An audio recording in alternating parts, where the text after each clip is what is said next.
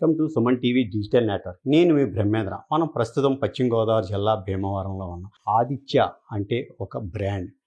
ప్రతి విద్యని అభ్యసించే విద్యార్థి కూడా ముందుగా చేరేది ఆదిత్య ఇంగ్లీష్ మీడియం స్కూల్లోనే. అంటే ప్రతి పేరెంట్ కూడా తమకు పుట్టిన పిల్లలు తర్వాత విద్యని ఎక్కడ నేర్పించాలి అని ఒక మీమాంసలో ఇదివరకు ఉండేవారు. కానీ ఆదిత్య ఇంగ్లీష్ మీడియం స్కూల్ వచ్చిన తర్వాత అంటే ఆవిర్భవించిన తర్వాత ప్రతి ఒక్కళ్ళు కూడా తమ పేరెంట్స్ తమ పిల్లలని ఆదిత్య ఇంగ్లీష్ మీడియంలో గనక చేర్పిస్తే ఒక ఉన్నత విద్యగా అంటే అటు దేశ విదేశాల్లో కూడా మంచి జాబులకి వెళ్ళి విధంగా ఉంటుందని అక్కడ విద్యను అభ్యసించే ప్రతి టీచరు కూడా తమ పిల్లలతో మమేకమై ఉంటారని కూడా భావిస్తున్నారు. అలాంటి ఒక బ్రాండ్ అంటే దీని అధినేత డాక్టర్ లయన్ ఆదిత్య కృష్ణరాజు గారు మనతో ఉన్నారు. ఈ స్కూల్ గురించి ఆయనతో మరింత విశేషాలు తెలుసుకుందాం. సార్ నమస్తే అండి. నమస్తే అండి. మీకు ఆదిత్య ఇంగ్లీష్ మీడియం స్కూల్ అంటేనే దాని అధినేత ఒక లయన్ డాక్టర్ ఆదిత్య కృష్ణరాజు అని ఒక బ్రాండ్ కూడా ఏర్పడింది. ఇది ఏ విధంగా అంటే ఎన్ని సంవత్సరాలు అయింది మా స్కూల్ ఇది? థ్యాంక్ యూ అండి బ్రహ్మేంద్ర గారు. మరి ప్రత్యేకంగా మా స్కూల్కి వచ్చి ఈరోజు నన్ను ఇంటర్వ్యూ చేయటం నేను కూడా ఒక ఆనందంగా హ్యాపీగా ఫీల్ అవుతున్నాను.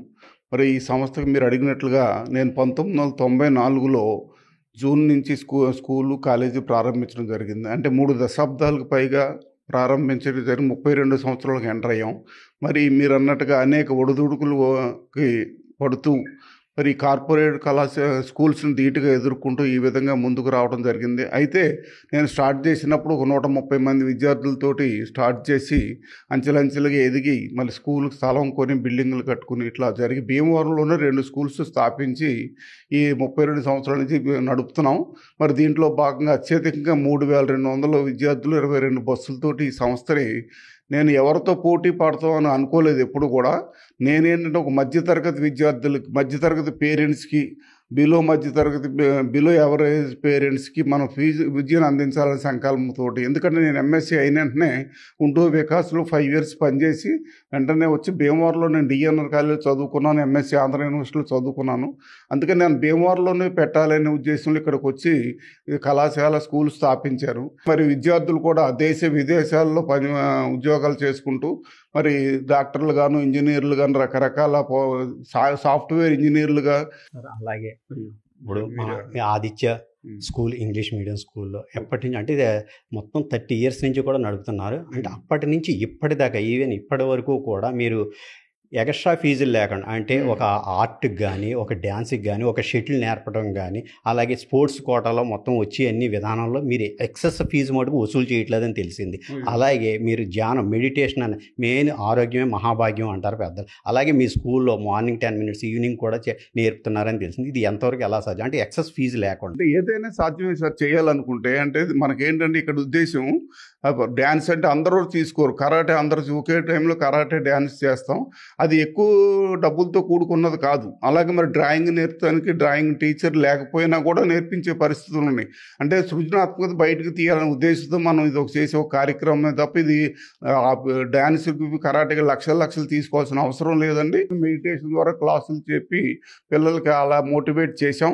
అలాగే పేరెంట్స్ మీటింగ్ యాన్యువల్ డేలో కూడా చెప్పాం, మీకు చదివే ముఖ్యం కాదు అనే విషయాన్ని మరీ ఒత్తి చెప్తున్నాం. ఎవరైనా పేరెంట్స్ వస్తారు, మా వాడికి ఒక 1/2 మార్క్ తగ్గిపోయిందండి యూనిట్ టెస్ట్లో 24.5 వచ్చినాయి అంటే 1/2 మార్క్ ఇంపార్టెంట్ కాదమ్మా, ఇది శాశ్వతం కాదు, మీరు వాడి సబ్జెక్ట్ ఎంత ఉందనే చూడండి అని చెప్పితోటి ఎప్పుడూ పోల్చుకోలేదు. మాకు ఎవరు పోటీ కాదు, మేము ఎవరికి పోటీ కాదు. సార్ మీకు అలాగే ఎన్నో మీరు సేవా కార్యక్రమాలు కూడా చేసినట్టుగా తెలుస్తుంది. ఒక లయన్స్ క్లబ్ ద్వారా అలాగే మీకు డాక్టరేట్ కూడా ఇవ్వడం జరిగింది. అది ఏ విధంగా? సార్ మంచి ప్రశ్న అడిగారు. ఇప్పుడు మనం లయన్స్ క్లబ్లో 2005లో జాయిన్ అవ్వడం జరిగింది. లయన్స్ ఉద్దేశం కూడా సేవ చేయటం కోసమే. అలాంటి దాంట్లో జాయిన్ అయిన తర్వాత నాకు సేవా దృక్పథం ఇంకా మరింత ఎక్కువై నేను సేవ చేయటం కాకుండా మా పిల్లలతో కూడా వాళ్ళు కూడా సేవా దృక్పథాన్ని అలవాటు చేయాలనే కాన్సెప్ట్తో అనేక కార్యక్రమాలు కర్నూలు వరదలప్పుడు, అలాగే వైజాగ్ వరదలప్పుడు, అలాగే మన విజయవాడ వరదలు, అట్లాగే వృద్ధాశ్రమాలకి నాతో పాటుగా పిల్లలతోటి ఇచ్చి లక్షల డొనేషన్ కలెక్ట్ చేసి వాళ్ళకి ఇవ్వడం జరిగింది. అలాగే మరి హౌసింగ్ బోర్డు కాలనీ స్కూల్ పెడితే అక్కడ వాళ్ళందరూ వచ్చి, సార్ ఇక్కడ ఉంది కదా మేము ఇక్కడ కళావేదిక కడతాం, మీకు ఇవ్వాలంటే ఒక 5 లక్షలు పెట్టి దాదాపు 15 సంవత్సరాల క్రితం ఆదిత్య కళావేదిక అని నా పేరు పెట్టారు. అయితే నా పేరు కోసం కాదు, అక్కడ చాలామంది నాకంటే కొన్ని కోట్లు ఉన్నవాళ్ళు ఉన్నారు, 100 కోట్లు ఉన్నవాళ్ళు లైఫ్స్, కానీ వాళ్ళకి ఆ మనసు రాదు. ఆదిత్య కళావేదిక నేను బతుకున్నంతకాలం నా తర్వాత కూడా స్థిరస్థాయిగా నా మనవలు చూసేటట్టు ఒక కళావేదిక ఏర్పాటు చేయడం జరిగింది. అట్లాగే ఎన్నో కార్యక్రమాలు చేస్తే ప్రతి దాంట్లో పిల్లల్ని ఇన్వాల్వ్ చేసాం.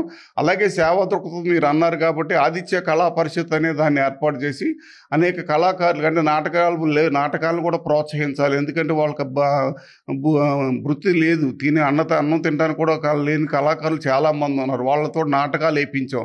దాంట్లో మళ్ళీ మరో జన్మ అంటూ ఉంటే, గాంధీ అని, అంబేద్కర్ నాటకాలు చాలా మంచి మంచి నాటకాలు ఆడించాం. వాటిలో మరి మళ్ళీ మరో జన్మ అంటూ ఉంటే నాటకానికి నంది అవార్డు వచ్చిందండి. నంది అవార్డు అంటే మీకు తెలుసు, మన ఆంధ్రప్రదేశ్ ఇచ్చే అవార్డులు చాలా మంచి అవార్డు. ఆ నంది అవార్డు తీసుకుని కళాకారులు ప్రోత్సహించాను. అంటే నేను చేసే దాంట్లో 10 మందికి ఉపయోగపడాలి. అలాగే అదే సినిమాను అదే మళ్ళీ మరో జన్మంటూ సినిమా కూడా తీస్తే దానికి మనకి ఇంటర్నేషనల్లో బ్యాంకాక్లో అవార్డు వచ్చింది. అలాగే బెంగళూరు దగ్గర హుబ్లీలో అవార్డు తీసుకున్న 3-4 అవార్డులు వచ్చినాయి. అంటే ఏదైనా ఒక మంచి పని చేసామంటే గుర్తించేటట్టుగా, అలాగే నాకు నా సేవలు గుర్తించి డాక్టరేట్ ఇచ్చారు. అట్లాగే నాకు ఎన్నో ఇంటర్నేషనల్ అవార్డుల్లో మనకి స్కూల్స్ ఎడ్యుకేషన్ ఎక్సలెన్స్ ఎడ్యుకేషన్ అవార్డులు అని, అలాగే మరి మన కలెక్టర్ భాస్కర్ గారు ఉన్నప్పుడు వారి చేతుల మీదుగా, గంగా భవాని డిఈఓ గారి చేతుల మీదుగా ఉత్తమ ఉపాధ్యాయ అవార్డుగా తీసుకొచ్చారు. విద్యా విధానంలో అంటే కార్పొరేట్ స్కూల్లో ప్రతి ఒక్కళ్ళు కూడా ఫ్రెషర్ విపరీతంగా పెరిగిపోతుందని విద్యార్థులు కానీ వాళ్ళ పేరెంట్స్ కానీ అంటున్నారు. కానీ మీరు ఎటువంటి ఫ్రెషర్ లేకుండా మీరు పిల్లలతో ఎటువంటి మోటివేషన్ స్పిరిట్తో విద్య నేర్పుతున్నారు. ఓకే, థ్యాంక్ యూ సార్, మంచి ప్రశ్న అడిగారు. ఇక్కడ కారణం ఏంటంటే ప్రెషర్కి ఒక అమాయక పేరెంట్స్ అనొచ్చు, నేను డబ్బులున్న అమాయక పేరెంట్స్ అనొచ్చు, అంతే తప్ప లేకపోతే పొద్దుట 8 కాడి నుంచి పిల్లలు 8 దాకా చదివించి స్కూల్ అంటే మరి ఎందుకే పిల్లలకి అంత అవసరమా? నేను గవర్నమెంట్ స్కూల్లో చదువుకున్నాను, ఆడతా పాడతా చదువుకున్న 10th క్లాస్ స్కూల్ ఫస్ట్ వచ్చాను. అలాగే డిగ్రీ డిఎన్ఆర్లో చదివితే 73.2% కాలేజీ ఫస్ట్ వచ్చి ఆంధ్ర యూనివర్సిటీలో చదివాం. చక్కగా చదువుకున్న, ఆడతా రోజు వాలీబాల్ ఆడుకునేవాళ్ళం, ఫుట్బాల్ ఆడుకునేవాళ్ళం. ఏ ఆట లేదు, పాట లేదు. పొద్దుట 8ంటికి వెళ్ళి అదే షూ, అదే యూనిఫామ్, అదే డ్రెస్సు, అదే సాక్స్తో ఇంటికి వచ్చే వాసన వచ్చే పరిస్థితి. దాంట్లో చదివించేస్తున్నారు. పేరెంట్స్ కావాలనే వెళ్తున్నారు కదా, వాళ్ళు రమ్మనకపోయినా వీళ్ళు వెళ్తున్నారు కాబట్టి మనం వాళ్ళు మార్చలేమండి. అలాగే నాడు నేడు కార్యక్రమం గవర్నమెంట్ ప్రకటించింది, అంటే గత గవర్నమెంట్లో ఆ ఇంగ్లీష్ మీడియంస్ కూడా దాంట్లో ఇవ్వడం జరుగుతుంది. దాని నుంచి మీకు ఏమైనా ఇబ్బంది కలుగుతుంది? మంచి ప్రశ్న అడిగారు. నాడు నేడు కాదు, రేపు మాపు కాదండి. ఎన్ని కార్యక్రమాలు పెట్టినా అవి బిల్డింగ్లు కడటానికి ఉపయోగపడతాయి తప్ప టీచర్స్కి, మన టీచర్ మేము 15,000 20,000 ఇస్తే గవర్నమెంట్ టీచర్కి 1,00,000 పైన జీతాలు వస్తాయి. కానీ ఇక్కడ కాన్సెప్ట్ ఏంటంటే బాత్రూములు బాగా కట్టాం, బాత్రూంలో టైల్స్ పెట్టాం, బిల్డింగ్ కట్టాం అనేది కాదండి. రేక్ షెడ్లో కూడా ప్రైవేట్ స్కూల్స్ ఉంటున్నాయి. నేను అన్న ఎఫెక్షన్ ఎక్కడ వాళ్ళ దగ్గర ఉండదు. ఆ టీచర్స్ 9ంటికి రమ్మంటే 10ంటికి వచ్చేవారు.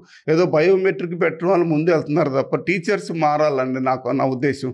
అంత జీతాలు తీసుకుంటున్నాం, మన బాధ్యతగా పిల్లలకి చెప్పాలని ఉండాలి.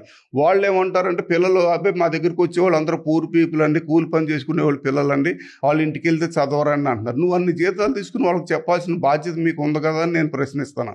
అలాగే అదే గవర్నమెంట్ స్కూల్ టీచర్స్ అందరూ ప్రైవేట్ స్కూల్లో పిల్లల్ని వేస్తూ ఉంటారు. అలాగే నేను ఒక పిల్ల ప్రశ్నించింది, ఈ మినిస్టర్లో లేకపోతే సీఎంలు, పిఎంలు, లేకపోతే మన ఐఏఎస్లు, ఐపీఎస్లు పిల్లలు ఎక్కడన్నా గవర్నమెంట్ స్కూల్ ఎందుకు చదవరని ప్రశ్నిస్తుంది. దానికి ఎవరు సమాధానం చెప్తారండి? ఏ ఐఏఎస్ పిల్లలు, కలెక్టర్ పిల్లలు అన్నాం, లేదా ఐపీఎస్ పిల్లలు ఎవరు కూడా గవర్నమెంట్ స్కూల్లో చదవరు. ఈవెన్ ఎస్ఐ పిల్లలు, కానిస్టేబుల్ పిల్లలు కూడా గవర్నమెంట్లో చదవరు. ఆ టీచర్ల పిల్లలందరూ కూడా మళ్ళీ ప్రైవేట్ స్కూల్స్లో మనం అనకూడదు. కానీ ఎందుకంటే ఇంగ్లీష్ మీడియం అంటున్నారని, అంతప్పుడు ఇంగ్లీష్ మీడియం పెట్టారు. ఆ ఇంగ్లీష్ మీడియం ఊరికే చదివి చెప్పడానికే తప్ప నిజంగా వాళ్ళకి ఎప్పుడైతే కష్టపడి కూలి పని చేసే పిల్లలు ఉంటారు, నిజంగా వాళ్ళు ఇంటికి వెళ్తే వాళ్ళ తల్లిదండ్రులు చెప్పలేని పరిస్థితి. అందుకని మనకి నాడు నేడు అనే కార్యక్రమం పెట్టినా, ఇంగ్లీష్ మీడియం పెట్టినా మాకు పోటీ కాదు.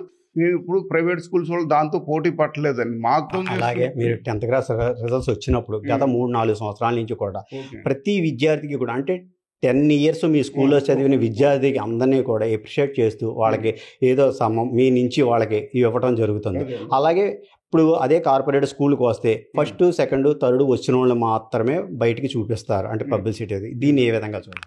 స్కూల్లో ఏంటంటే ఎల్కేజీ, యూకేజీ, ఫస్ట్ క్లాస్ నుంచి అంటే 10th క్లాస్ వరకు 10 years అబౌవ్ చదివిన వాళ్ళందరికీ కూడా మేము మా స్కూల్లో ఎన్ని సంవత్సరాలు మమ్మల్ని గౌరవించి ఉన్నందుకు, ఎందుకంటే టీచర్లు కానీ మేము కానీ ఇలా ఉంటున్నామంటే వాళ్ళు కట్టే ఫీజులే తక్కువ ఫీజులైనా తక్కువ ఫీజులో మేము కూడా తక్కువగానే యావరేజ్గానే బ్రతకడానికి అలవాటు పడిపోయాం కాబట్టి వాళ్ళందరికీ మినిమం సత్కరించాలి. అది మేము మొదటిసారిగా సన్మానించేది కాబట్టి పేరెంట్స్ కూడా తల్లిదండ్రులు పిలిచి స్టేజ్ మీద శాలువా కప్పేటప్పటికి వాళ్ళు ఎంతో హ్యాపీ ఫీల్ అయిపోయారు. అదే మాకు అడ్వర్టైజ్మెంట్ వాళ్ళు చేసే కార్యక్రమాన్ని నేను అనుకుంటున్నాను. ఇది ఒక మంచి కార్యక్రమంగా నేను భావించి ప్రతి సంవత్సరం చేస్తానే ఉంటాను. ఇప్పుడున్న విద్యా విధానంలో కార్పొరేట్ స్కూల్కి ధీటుగా గత 30 సంవత్సరాల నుంచి కూడా అత్యద్భుతంగా ప్రతి విద్యార్థిని ఉన్నత విద్య అభ్యసించే విధంగా, అంటే తమ దగ్గర చదువుకున్న, అంటే ఎల్కేజీ నుంచి చదువుకున్న ప్రతి విద్యార్థి కూడా రేపు ఫ్యూచర్లో మంచి భవిష్యత్తు ఉండే విధంగా వాళ్ళ కమ్యూనికేషన్ స్కిల్స్ అన్నీ కూడా అత్యద్భుతంగా తీర్చిదిద్దే విధంగా, అంటే మా టీచర్స్ కానీ అందరూ కూడా మా పిల్లలతో సమైక్యంగా వాళ్ళతో కలిసిమెలిసి ఒక సకుటుంబంగా మేము అందరం వారితో పిల్లలతో ప్రయాణం చేస్తున్నాం. కాబట్టి ఈ 30 years కూడా మేము ఎంతో ఉన్నత స్థానంలో విద్యను అభ్యసిస్తున్నాము. అలాగే కార్పొరేట్ స్కూల్కి ధీటుగా ఇప్పటికీ వచ్చి ఫీజులు మటుకు అతి తక్కువలో మధ్యతరగతి కుటుంబానికి కూడా ఉపయోగపడే విధంగా ఫీజులు మేము అందరం మెన్షన్ చేస్తున్నందుకు విద్యార్థులందరూ కూడా మా దగ్గర చక్కగా చదువుకుంటున్నారని, మంచి స్థానాల్లో వాళ్ళ దేశ విదేశాల్లో కూడా మంచి జాబుల్లో ఉన్నందుకు మేము కూడా చాలా హర్షిస్తున్నామని, అలాగే మా స్కూల్ యాజమాన్యం తరపు నుంచి నేను మా స్టాఫ్ అందరికీ కూడా కృతజ్ఞతలు తెలుపుతున్నానని ఆదిత్య కృష్ణరాజు గారు తెలియజేస్తున్నారు.